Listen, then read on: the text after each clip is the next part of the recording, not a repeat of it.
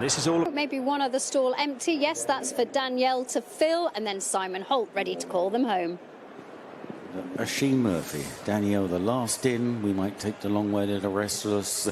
They're off racing for the Qipco British Champions Fillies and Mares Stakes, and away from the stalls at the 1.5 mile starting point, and Ballet Slippers into an early lead. On the inside, Quisisana is being restrained. Kalpana going into second. Then We Might Take the Long Way in the light blue jacket. The grey Estrange on the inside then of Wardar. Bedtime Story further back with Danielle. And at the rear of the field is Latakia as they run down the hill towards Swinley Bottom. Ballet Slippers skipping along in front by a half length to last year's winner and favourite to win again, Kalpana in second. Quisisana is third, followed by We Might Take the Long Way. Then Estrange and Danny Tudhope on the inside of One Look in the red cap. Wardar yellow jacket out wide of Bedtime Story. The last two Latakia on the outside of Danielle. Into Swinley Bottom, swinging right-handed and on their way to the 7 furlong marker. And it's Ballet Slippers that leads, tracked all the while by Kalpana in second. Quisisana is back in third, followed by, then in the light blue, We Might Take the Long Way. Estrange, One Look, Bedtime Story, Wardar, Latakia, Danielle. Up the hill now and about to race past the 6 furlong marker, and now racing on towards the 5. Ballet Slippers and Wayne Lorden by a half length to Kalpana and Colin Keane. Quisisana is third on the inside of We Might Take the Long Way. Estrange is held up on the inner behind these alongside One Look. Then a length and a half to Wardar and Bedtime Story, and still at the back Latakia and Danielle. They're about to run into the final half mile and approaching the home turn.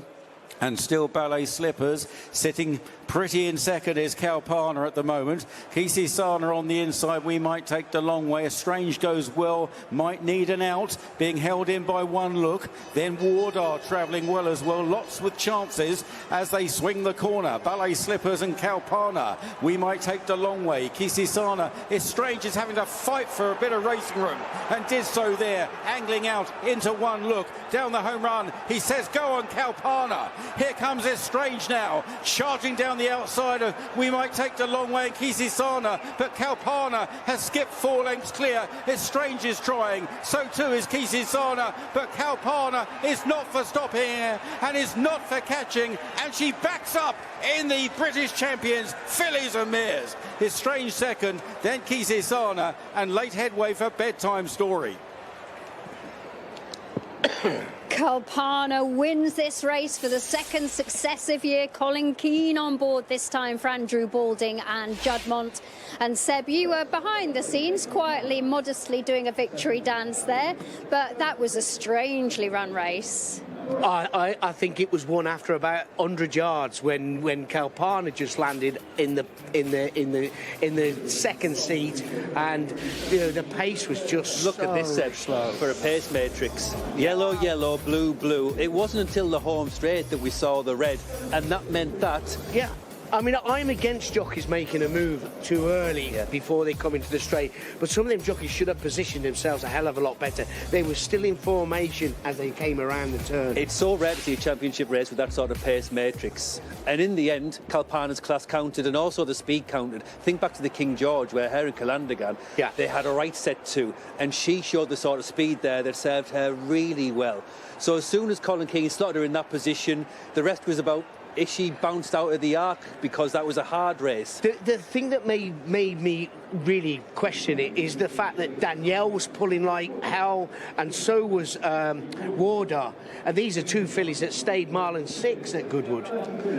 So here is Kalpana. The damage is already done by then. Estrange did really well. She justifies her position here. And it's amazing how Quisisana finished third, given how free she was for the vast majority of that race. But the start was key, and stall 6 and 7 are the 2 to look out for here, because stall 6 is We Might Take the Long Way, who Mick informs us just had an issue with coming out, and the next one to her is Kalpana. So stall 6, look at stall 6, light blue colours. Well, watch Dylan Brown's body language here when she comes out.